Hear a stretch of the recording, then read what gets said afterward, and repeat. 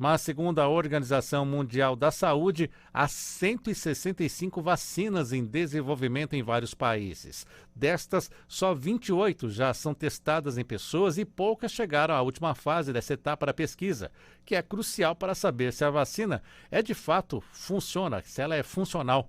Enquanto isso, mundo afora, os governos se mobilizam para a compra das primeiras vacinas. Qual a legislação que vai regular esse comércio internacional de vacinas? Aqui no Brasil, cada estado pode fazer o seu plano? Isso vai funcionar assim? Cada um tem a sua independência? Para tratar desse assunto agora na Rádio Justiça, tenho dois convidados. A primeira é a doutora Merces Nunes, advogada especialista em direito médico. Doutora Merces, seja bem-vinda. Bom dia. Bom dia, Sérgio. Obrigada pelo convite. É sempre um prazer estar aqui com vocês. Também vamos conversar com o doutor Fábio Cabar, que é médico e advogado, especialista em direito médico também. Doutor Fábio, seja bem-vindo. Bom dia. Bom dia a todos. Bom dia, Sérgio. Bom dia, doutora. Prazer estar com vocês. Doutora Merces, como a senhora está avaliando, então, essa corrida, todas pelas vacinas? Qual a regulação, então, nessa área? Qual a observação que a senhora pode fazer desse corre-corre para ver quem testa a primeira vacina, por exemplo? Acho que é a primeira vez que a gente tem uma corrida tão grande, Sérgio, no mundo todo, né? Então, todo mundo se esforçando, todos os países, as farmacêuticas, porque são duas situações. A primeira é de quem realmente conseguiu e consegue sair na frente e obter essa tão famosa eficácia, neutralizando o vírus, como está todo mundo nessa expectativa. E a outra questão é para a gente saber quem vai registrar, em primeiro lugar, a patente desta vacina. Então, eu vejo uma corrida bastante eficaz nesse sentido, das farmacêuticas e dos países trabalharem quase que conjuntamente, né, mas ao mesmo tempo como concorrentes para se conseguir um resultado positivo que o mundo inteiro espera, né? Vejo como positivo o trabalho de todo mundo, incansável, principalmente dos cientistas, assim, admirável. Doutor Fábio Cabar, e essa corrida, como o senhor está avaliando, hein?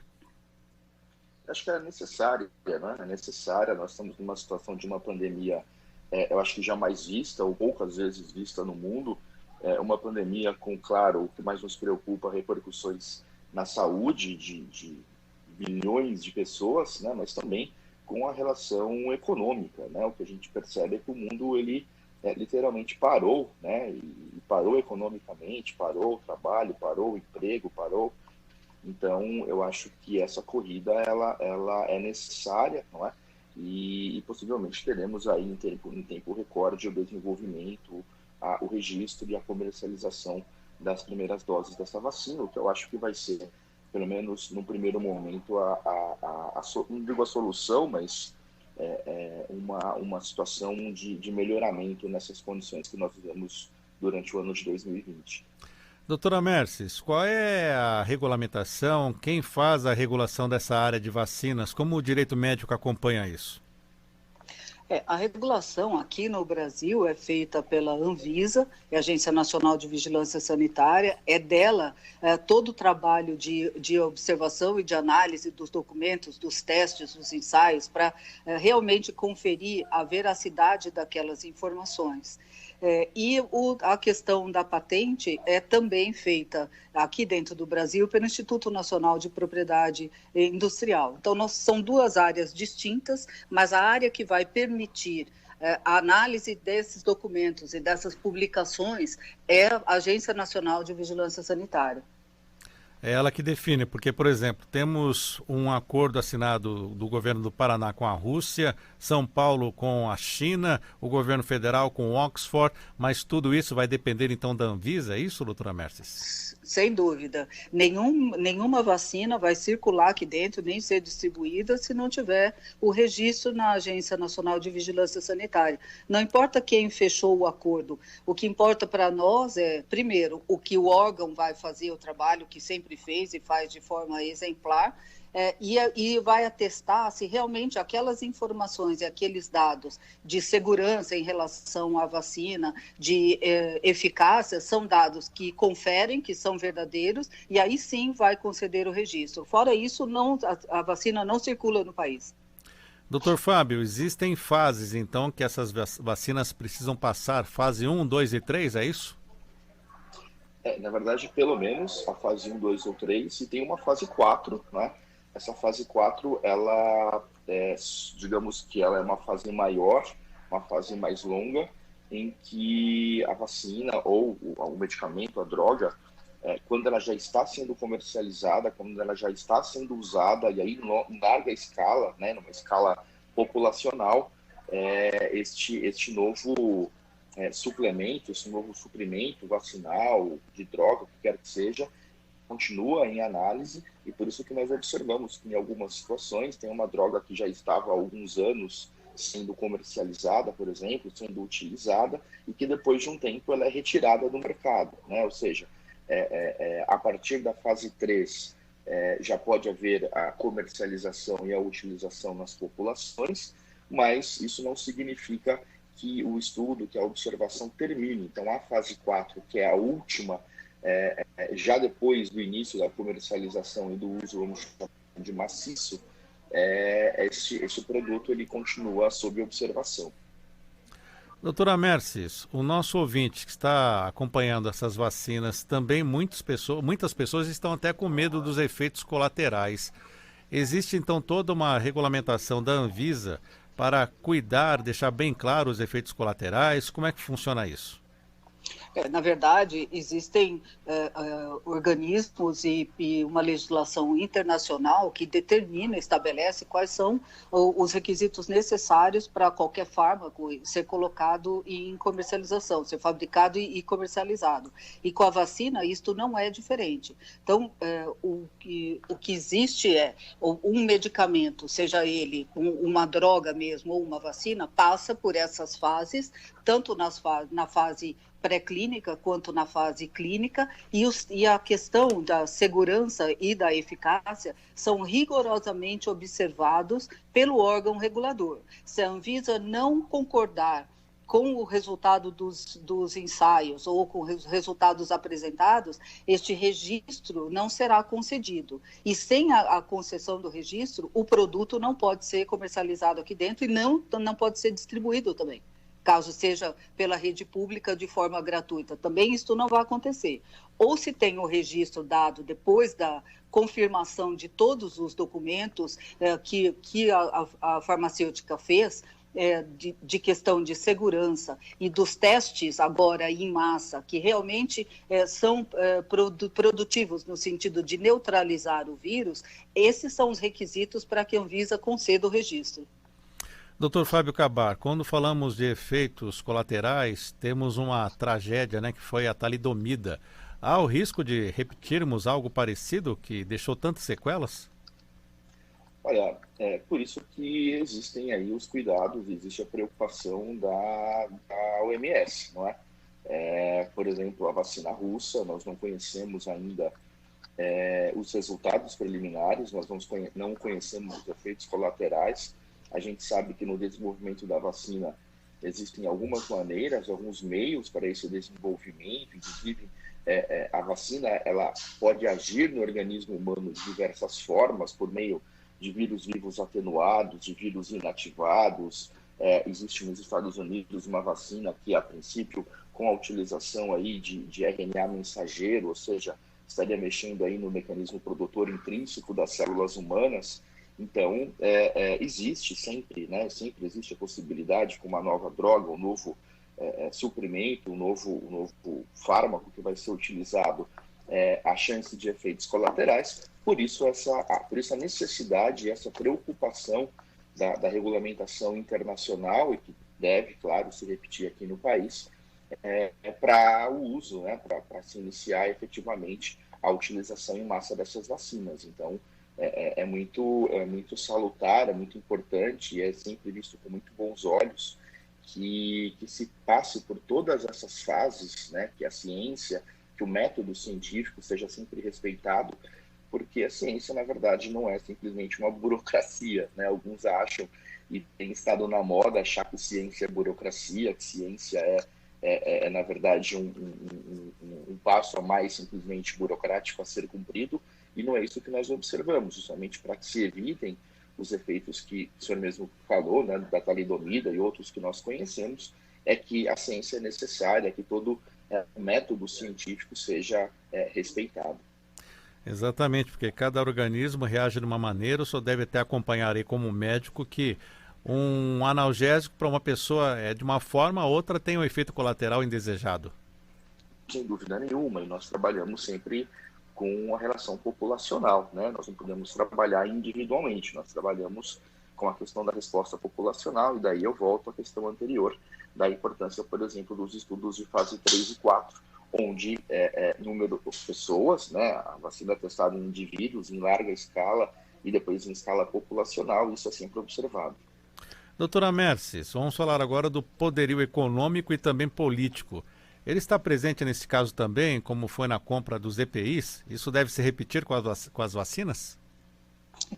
Olha, eu acredito que sim, porque a questão econômica permeia toda a nossa vida, de todas as formas e por todos os aspectos. Eu acredito que isso não vai ser afastado, talvez possa ser atenuado por nós nos encontrarmos num estado de pandemia, e aí a questão do controle e da eliminação do contágio pode ter um peso maior do que a questão econômica, mas a questão econômica é indissociável. Primeiro porque nós estamos falando de farmacêuticas, as farmacêuticas são o quarto faturamento do mundo, nós estamos falando de muito dinheiro investido, então o que se tem nessa questão é quando é que eu posso ter o retorno do investimento que eu fiz. Então, dificilmente a questão econômica vai se apartar dessa situação e do olhar da empresa para isso. Talvez haja uma atenuação, mas não acredito que não haja este peso da questão econômica. Acho que ele vai existir e talvez apenas porque nós estamos nessa questão de pandemia,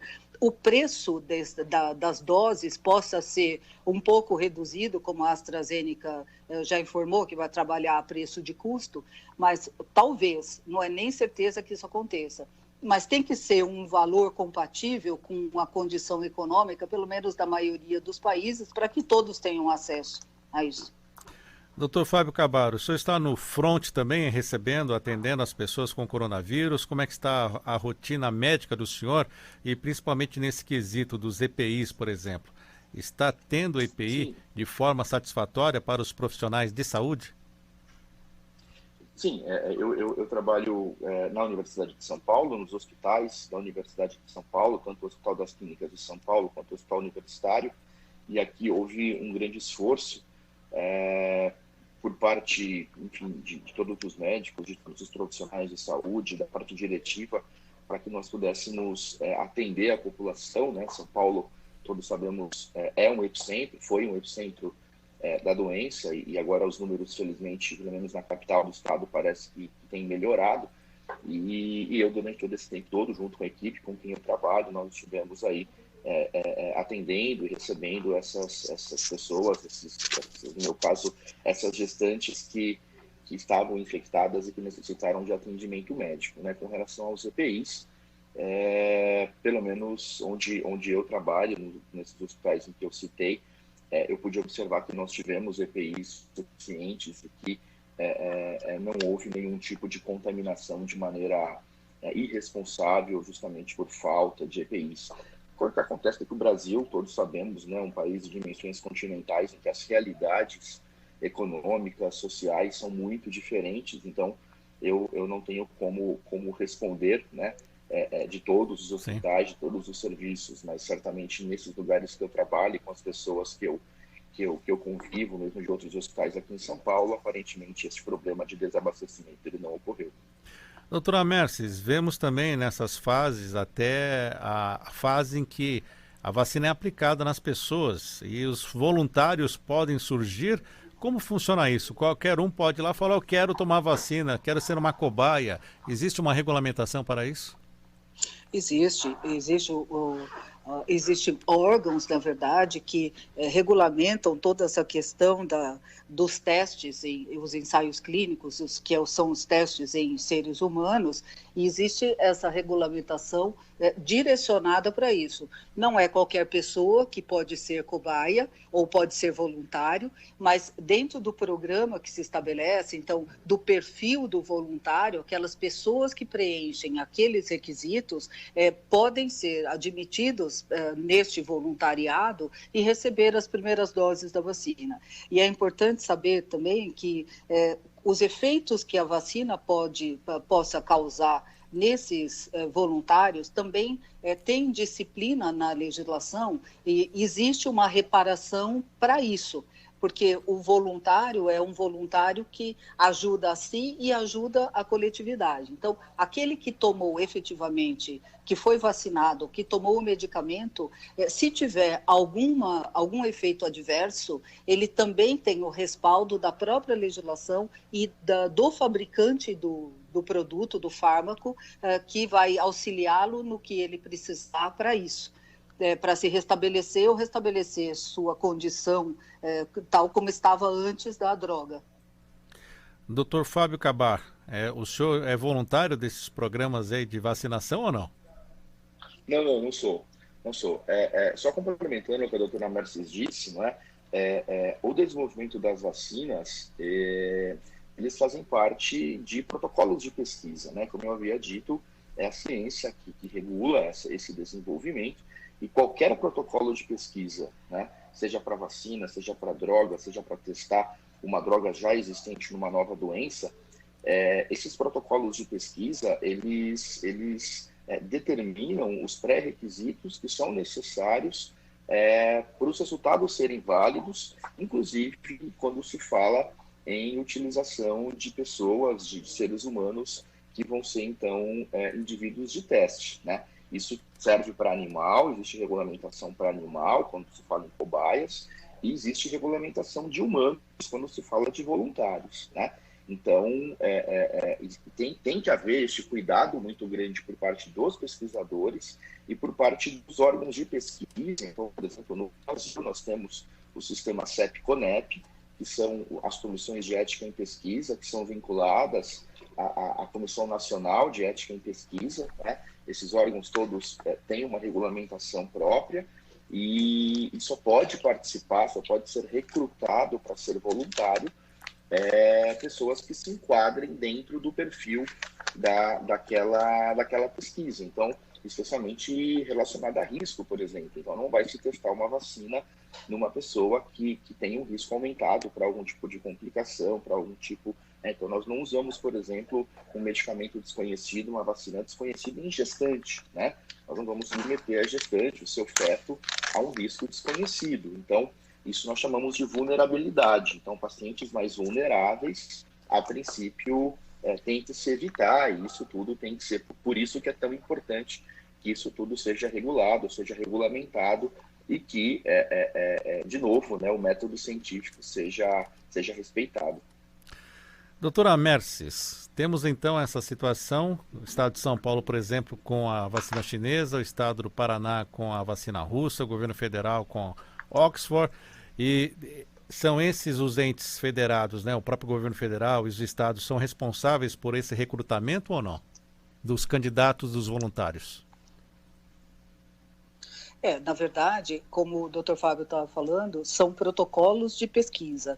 Então, a própria farmacêutica envolvida nisso, depois de autorizado o protocolo e estabelecido o perfil desses voluntários, isso é feito de forma conjunta, né? Não é exatamente o governo do estado nem o governo federal. É a farmacêutica que vai disponibilizar essa linha e vai estabelecer o perfil desses voluntários para que eles possam ser integrados neste protocolo clínico.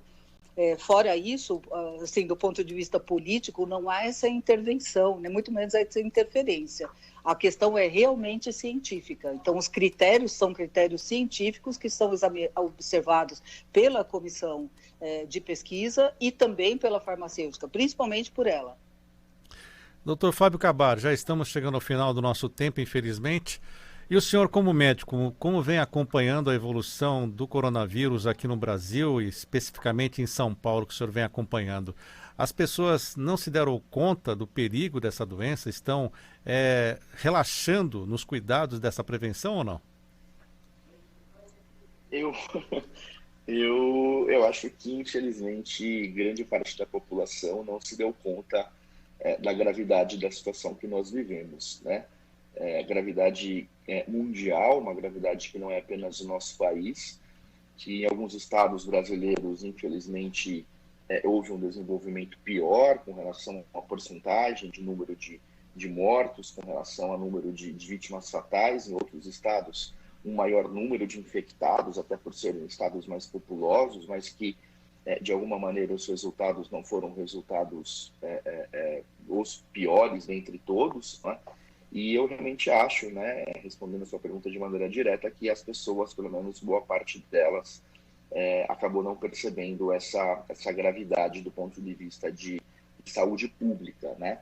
Com relação ao retorno à normalidade, é claro que todos nós ficamos na expectativa de que tudo possa voltar à normalidade, todos nós sentimos falta da nossa rotina, da nossa vida, das nossas atividades como eram antes da pandemia, né?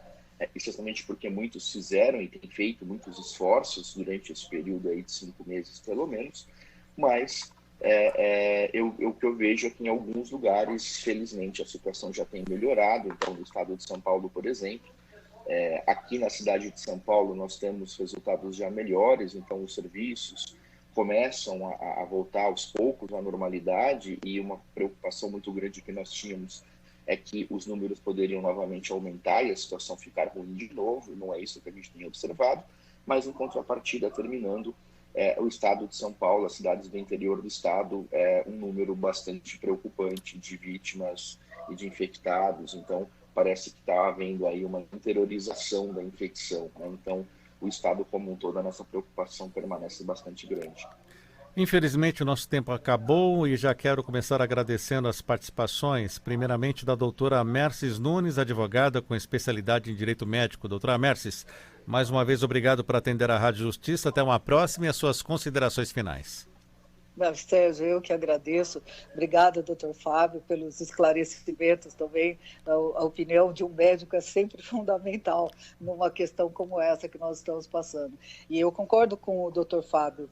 Eu tenho observado bastante também, além dessa falta de percepção das pessoas em relação à gravidade do que nós estamos vivendo, este relaxamento com a expectativa de que brevemente nós vamos ter uma vacina e de que tudo volta ao normal. Assim, acho que todos devemos continuar com os nossos cuidados básicos, porque é o único instrumento e a única forma que nós temos hoje de impedir o contato e o contágio com o coronavírus. Agradeço a vocês, um bom trabalho para todo mundo. Dr. Fábio Cabaro, médico e advogado e especialista em direito médico, obrigado por estar conosco. As suas considerações finais e uma pergunta também. Vacina, depois de todas as fases, quando deve começar a vacinação em massa? Nós não sabemos, né? Nós não sabemos quando essa vacinação deve começar. Aqui em São Paulo, aparentemente, houve a circulação da informação de que o Instituto Butantan, que seria o responsável pela produção de uma das vacinas, poderia começar a colocar a vacina em janeiro, né, em circulação. Então teríamos mais alguns meses até janeiro, mas isso é o tipo de coisa que eu acho que ainda está em fase de especulação, né? Tem muita coisa envolvida, especialmente relacionada às preocupações, relacionada aos cuidados, que todos nós já falamos aqui na manhã de hoje, mas quem sabe nos próximos meses, quem sabe no começo do ano, a gente tem aí uma vacina disponível para vacinação em massa. Eu acho que não vai ser em massa no começo, serão as pessoas mais vulneráveis, as pessoas com maior risco, e depois, com o passar do tempo, assim como toda a campanha de vacinação acaba acontecendo, né? E para terminar, eu agradeço mais uma vez a vocês, da Rádio Justiça, ao Sérgio, a doutora, pela companhia, e me colocando à disposição futuramente em outras pautas, em outros assuntos, sempre que necessário. Eu estaria à disposição. Muito obrigado pelo convite. Nós que agradecemos aos nossos dois convidados. Agora em Brasília, 11h01. Revista Justiça de hoje fica por aqui.